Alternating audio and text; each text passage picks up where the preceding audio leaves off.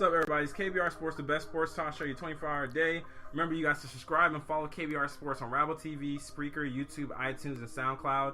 Remember, you can also follow KBR Sports on our Twitter page at KBR_sports, where you find out all live updates, and we tweet out the link before every show. And remember, you can tune in to KBR Sports from 8:30 p.m. to 9:30 p.m. every Monday, Wednesday, and select Fridays. What am I missing? Oh, don't forget, you guys can call in at 571-991-0566 to join in on any of our discussions. Okay, Nigel, New York Knicks. Damn, you good, bro? No, I'm not. Going through things, right? Yeah. But New York Knicks, man. Obviously, they're going through their issues with Derrick Rose. The season hasn't gone the way they thought it would. Yeah, there's been a lot of drama going on recently with the Knicks. We've had Chris Staff speaking out saying, if I can get through this properly. I hope you're good. In the moment, we were 4 games out of 500. I said it. I don't see ourselves as a good team yet. Porzingis said in his most candid remarks. We're still growing. We're still winning games. And we had a lot to learn. It was a good moment based on our talent, but we aren't there yet, and it's showing. We got to figure this out and keep going. As a team, it's not coming together. I know. It's frustrating. He said this. I want to say they were. Said 14-10. 14-10. It may have been afterwards, actually. Looking at this.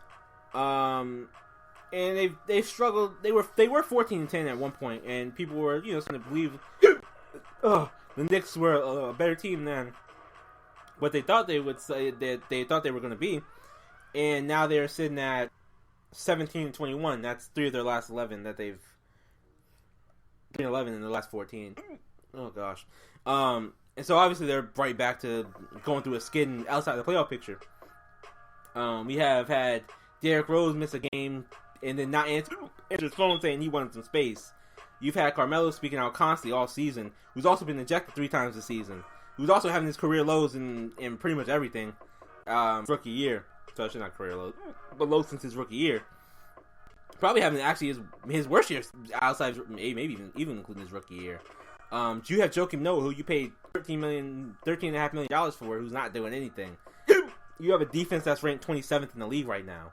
And players are now complaining about the defensive schemes that Kurt Rambis is running. So, there's a lot going on within the Knicks organization.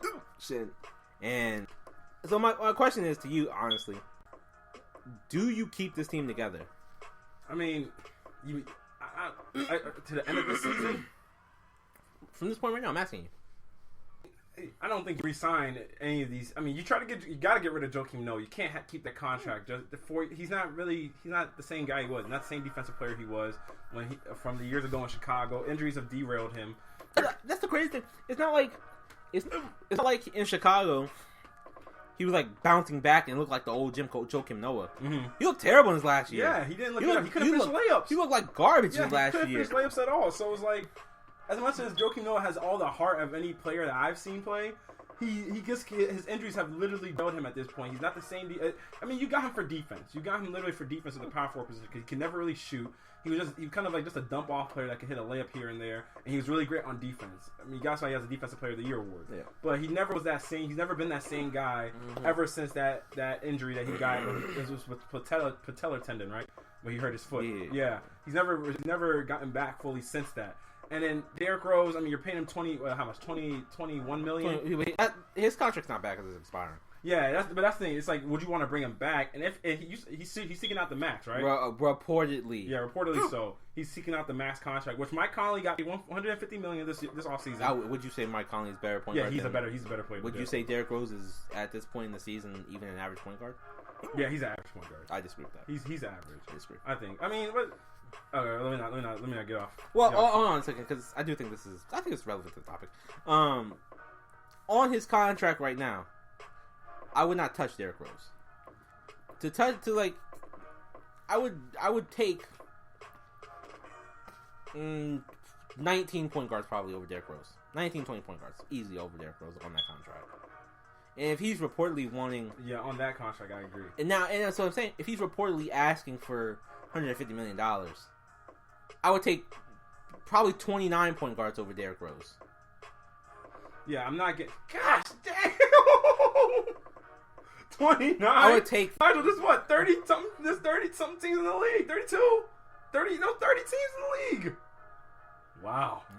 Wow. Goodness gracious. I'm not gonna pay $30 million. $30 million. Is that right? I mean, depending on 5 150 years, max, yeah. 5 years. Yeah, I'm not gonna pay $30 million a year for a slightly average point guard. I mean, I wouldn't do it either, but I'm just like 29 other point guards. If you said $10 million, I'd be like, oh, okay, maybe I take 15 point guards over him still, but I take that $10 million. I mean, okay. I just don't get for me, it's just one of those things that this is literally just a team that. No, he's 17-4-4. He's a scoring point guard. 44% shooting, 24% from not bad. deep. 44% shooting is not bad. 24% from deep. That's just terrible. But he's really efficient around the rim. 44%. You classify it as if you shoot 24% from three, you have to really balance it out to get it back up to 44%. Well, he didn't take that many. That many threes? He takes 1.5. Oh, okay. But I mean, 44% is not bad. It's not bad, but I mean, if we're talking about 45%, so where you want your scores to be at normally. If we're talking about point guards, if I'm paying $21 million, you better be shooting better than 45%. You better be shooting. You better be damn near 47. Steph shot 50% last year. Yeah, that's the only guy you're talking about. No, and he's not getting paid that much. I'm talking about Kyrie. Kyrie shot shooting 47% this year, and shooting 43% from deep. They're also those guys. Also yeah, those guys are good scorers. Yeah, I know. That's exactly what I'm trying to say. Yeah, I know. Well, I mean, it's not like man, crazy how good score. Kyrie's field goal percentage was what was his field goal percentage last year? I don't know. He was injured last year. He came back from the injury and played bad when he first came back. Well, I mean, outside the two best scoring guards in the league. I can pull up more. Russell Westbrook's right at 45%. You want to talk about Russell Westbrook? You want to Russell Westbrook? You want to talk about Russell Westbrook in terms of efficiency? Yeah, I'm just saying. Okay. Yeah, exactly. Okay. He's getting paid that money. Chris Paul's right around the 45. Actually, no, he's right under 45%. He's a bit hurt this year. So? Oh, come on. So, even when he was healthy. No, he wasn't. Yes, when he was healthy. Yeah, you guys. Because you're wrong. So, Damian Lillard, John Wall. Nigel, what point? Chris Paul, 47%. Keep going. 40% from deep. Keep going. What? What do you mean keep going? Give me Chris Paul's natural stats. 47% for his career. First career? Yes. He's great. How dare you think that Chris Paul shot under 57%? I'm gonna keep going. There's more. John Wall, 47%. From feeling his career? No, that's for his career. I'm talking about this year. I'm talking about this year. But I'm saying you're getting the good point guards. Yes, I know it's crazy. Yeah, I'm using good point guards as an example. That's what you're going to be paying him. Here's the thing. He's shooting. We just said he's an average point guard at best, right? And if he's an average point guard, you're comparing him to star point guards who shoot better than him. So if you're comparing him to average point guards, Mike Conley. We'll use Mike Conley. Slightly above average. But he's better than him. Come on, I can't just use worse players. You said use an average point guard. I'm using a slightly average point. Go get Mike Conley. A slightly average point guard. Get Mike Conley. He doesn't fit my narrative, so I'm not using him.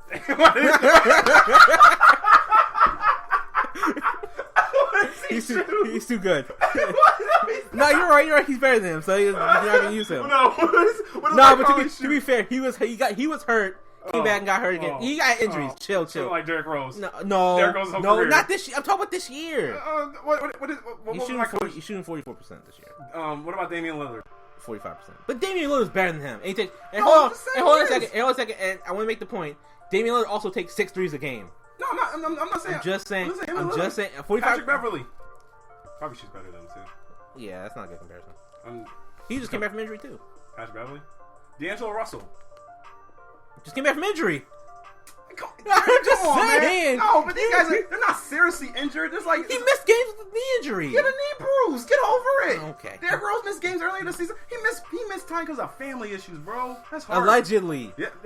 Allegedly. He missed games earlier in the season with a knee too, or a foot issue. You're right. Yeah, foot issue. He did.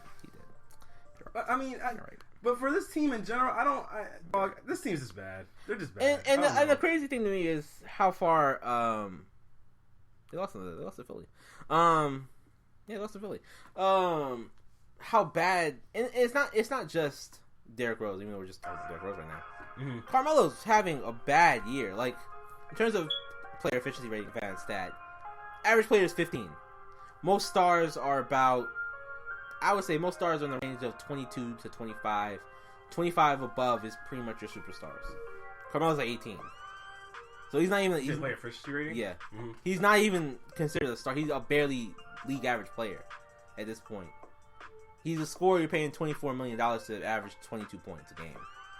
He's shooting terrible from three. He's not going to lock down on defense. He's not going to be a playmaker. He's rebounding the ball, okay, but for $24 million, I mean, at this point, do you start looking? My thing is, he says that they shouldn't put too much on Kristaps because he's a young guy or whatever. If I'm honest, I would get Carmelo there in a heartbeat. Yeah, I would find anybody who would be willing to take him, and he'd be willing to waive his no trade clause too, because he still has 3 years on his contract. He looks old. He does look old. He looks really old. I mean, but the thing is, Carmelo's at that point. For the Knicks, if you're going to trade Carmelo, you should have traded him before everybody knew what he was going to end up being. They kept thinking he was going to come back and be good. Yeah. I mean, and it's like he wasn't good before he got the surgery. And obviously that makes sense because he was hurt. I mean, that makes total sense. But even before that, I want to say, did he have his best year? He might have had his best year the year before that, so that's probably why they thought so. Yeah, he did. Yeah, he balled out that year before his injury. So it's like I understand why they thought he would have. But bro, at this point, it's like you gotta just transition to giving it to Kristaps. Play around Kristaps, like it's bad. Like I've heard people say you should have brought Dwayne Wade in there. Like why would you have brought Dwayne Wade? That's the stupidest let's add our aging star to another aging star. And Dwayne, and hold on a second. In production wise, Dwayne Wade's not a star anymore. He's a good player. And it's like how about we crush the shooting efficiency we have when we look at Courtney Lee, who actually spaces a court. I would say he shoots 40% from three. Yeah, I will say. He's a better fit with Derrick Rose on the same backcourt. With Phil Jackson, the one signing he did that was really good. Prince that Carmelo's trash. He is. But, he's not trash, but he's not. As much as you're paying him, that's overkill. Is Carmelo even still top 15, top 20 player at this point? Continue your point. But Phil Jackson. Well, I mean, Phil Jackson. The one move he has done the two moves he's done that's really good is get Kristaps and get Courtney Lee on a bargain of a deal. Okay, 30 seconds. Is Phil Jackson's tenure here a bust or success? So far it's a bust. I was on here last time we talked about Phil, and I said you were standing up for Phil. I was standing up for Phil. You were standing but looking back at it now, it's like, man, unless he does make some moves, I don't see it. Man, he traded J.R. Smith and Marshall. The freaking president of player operations. This dude can't build a. You get paid $12 million a year. The thing is, when he first got there, I thought he did a really good job. Giving her the talent and getting creating cap space. But he hasn't done anything. It's cool to create cap space. Sam Hinkie, whatever. Sam Hinkie create cap space. I thought he did a great job. But you have to do something with the cap space. Phil Jackson. Well, guys, we're gonna take a break. Phil Jackson didn't do anything. We'll be right back. We'll be right back. We'll give our NFL picks for the weekend. It's KBR Sports, the best sports talk show 24 hours a day. I appreciate that insight, Nigel. There you go. Yep. Round of applause. Which one? Yeah. We're not. I'm taking it out.